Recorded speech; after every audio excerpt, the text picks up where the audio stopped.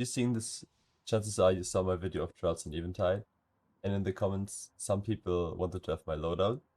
So I'm making this loadout video just explaining a bit what I run and why I run it. So first off, of course, the rake angle with chill clip, which gives enemies 60 slow stacks and impulse amplifier because it's easier to hit. I'm also running adept range because the more range you have, the more projectile speed you have, so it makes it even easier to hit the enemies. On top of that, of course, Winter Shroud, which gives 40 slow stacks to the enemies, paired with Backrus. So, chill clip, break angle, and Backrus will freeze the enemies, of course. Backrus will also make you harder to hit, and is basically a get out of jail free card if you are not using it for the combo. You just pick the dump angle. And on top of that, you also get a damage boost for the rake angle and arc weapons. So the primary probably, which I would recommend. Here's some recommendations from me. For the rest of my subclass, I'm using Silent and Squall, which you need to use so Backrus works. And it's the fastest cooldown ult on Prismatic Hunter.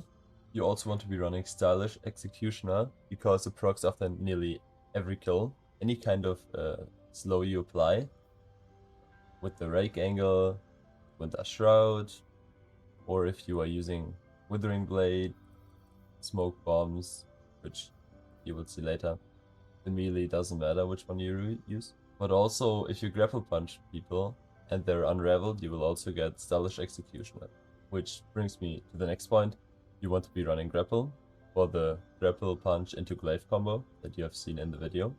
And talking about melees, it doesn't really matter, but there's a fun interaction with the Withering Blade, which is hard to use in game, but I can show you real quick.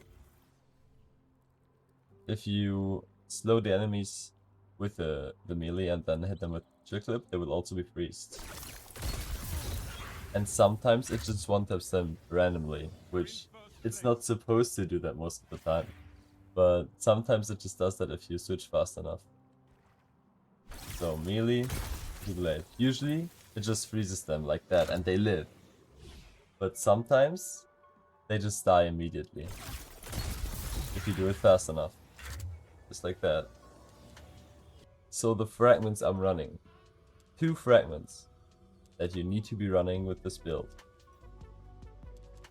First off, Facet of Blessing. Because it activates after a glaive melee kill, a grapple punch kill, or even just normal melee kills. So it's good with this build, but also good in general. Which generally, if you're running any prismatic class, you want to be running this in PvP, because it's so easy. The second fragment you want to be running is Facet of Dawn, because it procs after grapple melee hits and normal charged melee hits. Especially if you're running a smoke or threaded spike, it's really easy to proc. And you're gonna be grapple punching people a lot, so you will have this proc a lot. For example, if you grapple punch someone and glaive them afterwards, you will still have Radiant for the next fight.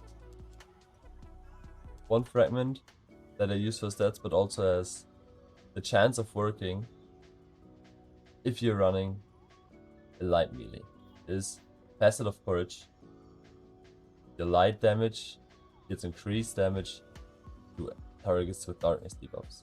So for example, if you Backrus out and don't have the chance to glaive them afterwards, if you throw a smoke at them or either knife trick them, it will just do increased damage.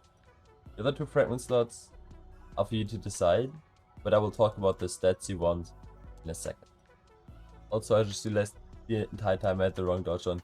You definitely want to be running marksman dodge, so you have the low cooldown and have Backrus as often as possible.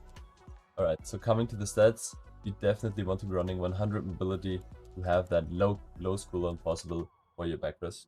On top of that, you want to be running 100 recav because recovery in PvP is just necessary. Next, I would be running as high discipline as you can while maintaining 5 intellect or higher. The reason you want to have 5 intellect or higher is because you're running the lowest cooldown ult on Hunter, and you want to get it as fast and often as possible to potentially decide a game.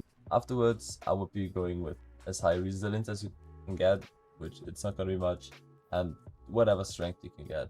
But resilience is more important than strength in this aspect. So for mods, I have some recommendations. On the helmet, you definitely want to running Dynamo, because when you do the glaive backwards combo, you're gonna be dodging near targets and gonna be reducing that super cooldown even more. On the arms, in this loadout, there's no need for fastball because it does nothing on grapple, so I just like running 3 dexterity mods. The chest piece, run whatever unflinching you like, whatever primary you might have, it varies. Just use whatever you like, it doesn't matter. Right, on the boots, I like running 2 stasis holster because it just felt like I was reloading too slow with only 1. So I just run 2. And on top of that, I run recuperation, and in combination with Reaper, of course, because you always get an orb after the glaive and dodge combo. And if you pick up the orb afterwards, you're gonna be full life for the next gunfight. So something I forgot to talk about, I just realized. If you grapple punch, glaive someone, you will have a tangle. And if you pick up that tangle and see another enemy, the combo of throwing the tangle at them and glaive will just kill them.